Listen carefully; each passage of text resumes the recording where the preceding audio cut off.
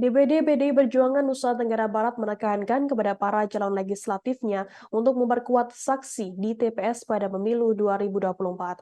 Hal itu diungkapkan oleh Ketua DPD PDI Perjuangan NTB Rahmat Hidayat dalam Rakerda 3 2023 di Mataram pada Senin 11 September.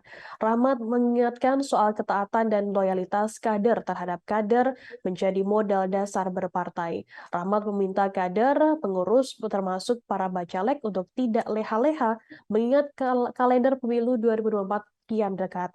Mesin partai akan berjalan baik ketika seluruh elemen yang ada di dalamnya berfungsi dengan baik menjalankan tupoksinya masing-masing.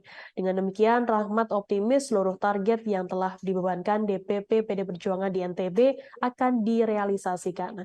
Pihaknya di DPP, maksud kami di DPD PDI Perjuangan NTB telah melaksanakan amanat yang tertuang dalam Rapat Kerja Nasional 3 PDI Perjuangan yang dihelat beberapa waktu yang lalu. Amanat dalam Rakernas menjadi pedoman seluruh pengurus dan kader di NTB untuk bergerak. Sementara itu, Ketua DPP PDI Perjuangan Bidang Pangan, Pertanian, Kehutanan, dan Lingkungan Hidup Imade Urip mengingatkan para caleg di NTB untuk saling membantu meraih suara. Urip juga menilai para caleg memiliki peran vital dalam upaya memenangkan PDI Perjuangan di pemilu 2024. Ia berharap para caleg PDI Perjuangan dapat saling topang dan bahu-membahu meraih suara sebanyak-banyaknya.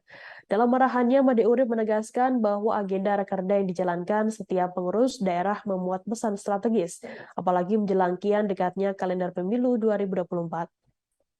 Anggota DPR itu mengaku dalam hitungan bulan PD Perjuangan akan menghadapi tugas-tugas yang kian berat, sehingga rakerda menjadi penting dalam rangka menyusun program partai ke depan, evaluasi terhadap apa yang sudah dilaksanakan, dan menyusun strategi Pilpres dan juga Pileg.